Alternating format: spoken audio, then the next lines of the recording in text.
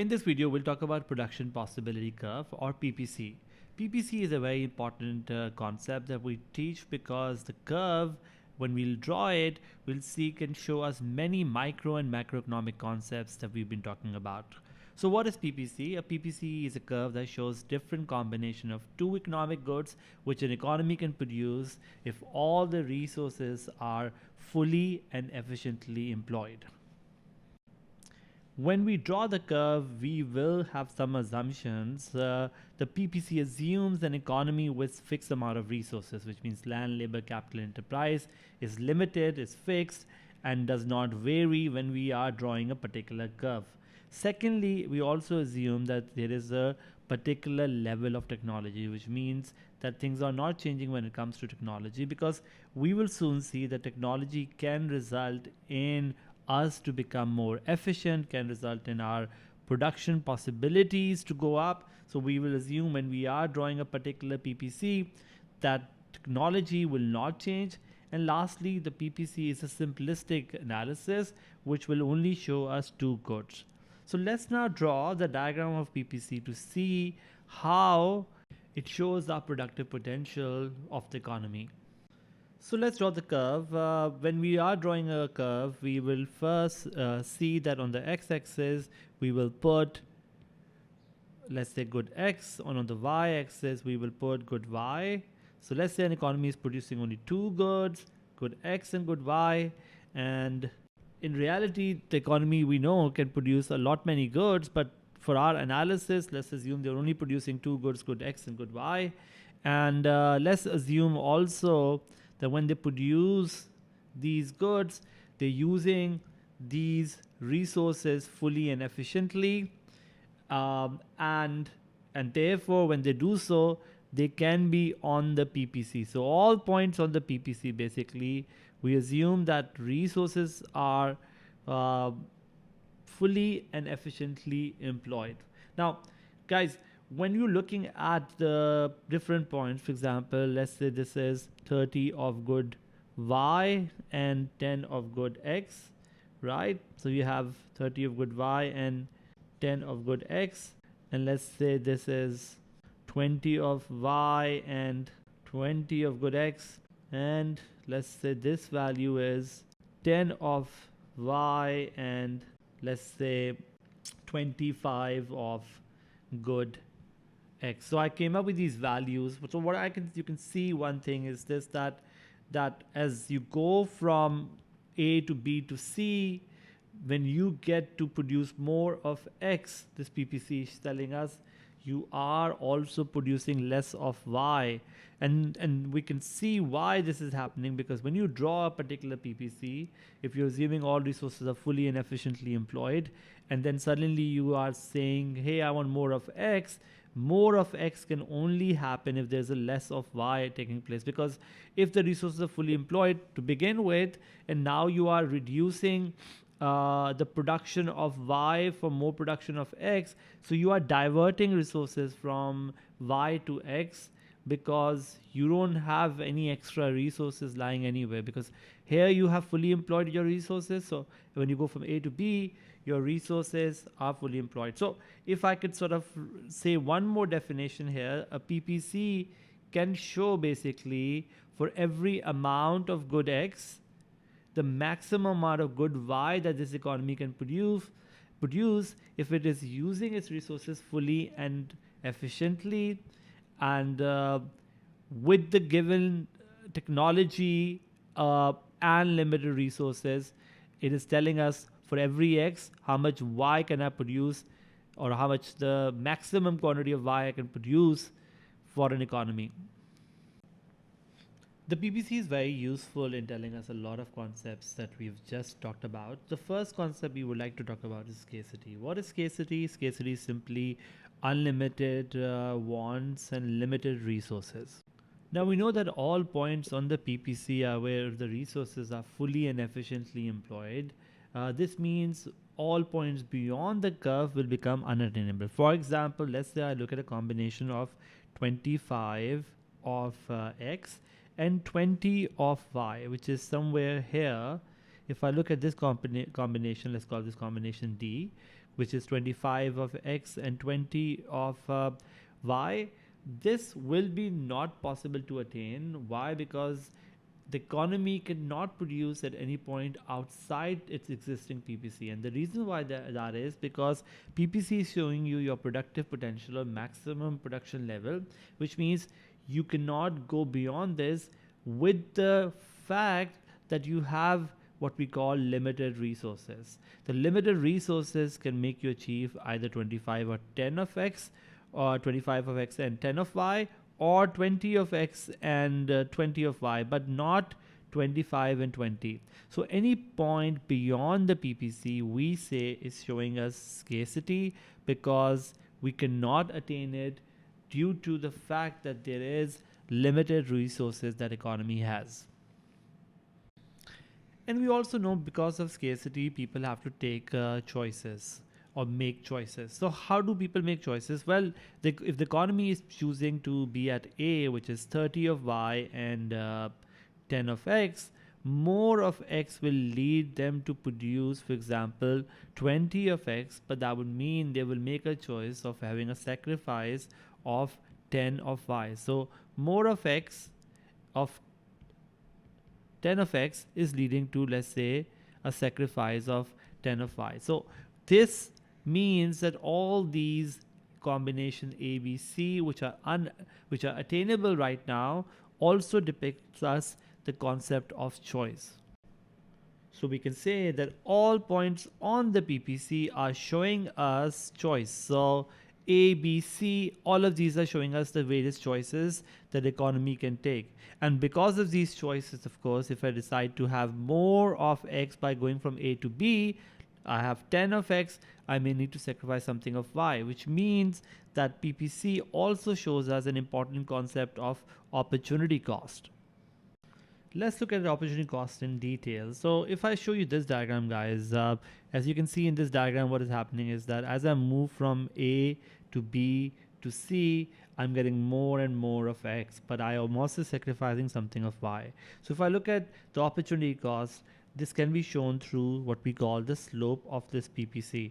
Why is that so? Because the slope of the PPC tells us how much for every time we get X, how much of Y am I sacrificing. So for example, if I go from A to B, I'm losing 10 of Y, but I'm also gaining, for example, 10 of X. So I can say this, that the slope as I go from A to B is a change in Y over change in X, which is going to be plus 10, in fact minus 10 of Y, but I get plus 10 of X, which means as I go from A to B, every time I get 1 of good X, I'm losing 1 of Y, because my slope is minus 1.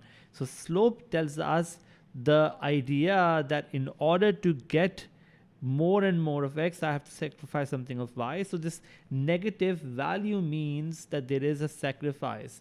And what's the size of that sacrifice? Well, I go from A to B, the size of the sacrifice is minus 1, which means every time I get more of X, I lose 1 of Y. So this slope is your opportunity cost of good X in terms of Y. Similarly, if I go from B to C, guys, you'll see this, that I get plus 5 of X, but I lose 10 of Y, which means my opportunity cost or my slope here is minus 10 over plus 5, which is equal to minus 2, which means every time I get more of X, 1 more of X, I lose 2 of Y. Now, why is this opportunity cost going up from minus 1 to minus 2? Something which I want to talk about later. But one thing is for sure, that the negative slope of the PPC tells us that as you make your choices and you get more of one good, you have to get less of another good, because resources have to be diverted away from the production of, let's say, good X or good Y towards good X, which is telling us that there is an opportunity cost involved.